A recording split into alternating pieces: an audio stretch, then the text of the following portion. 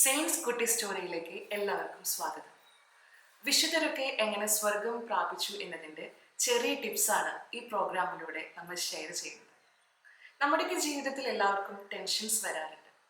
വിശുദ്ധ ഫൗസ്റ്റീന തൻ്റെ ഭാവിയിലേക്ക് നോക്കി ടെൻഷൻ വരുന്ന സമയത്ത് ഇപ്രകാരം ചിന്തിക്കുമായിരുന്നു: ഭാവി ഒരിക്കലും എൻ്റെ കയ്യിലല്ല.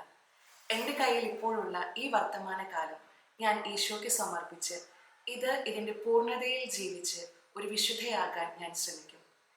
കഴിഞ്ഞ എൻ്റെ ഭൂതകാലത്തെയോ എൻ്റെ ഭാവി കാലത്തെയോ തിരുത്താനോ പാകപ്പെടുത്താനോ ഉള്ള കഴിവ് എനിക്കില്ല.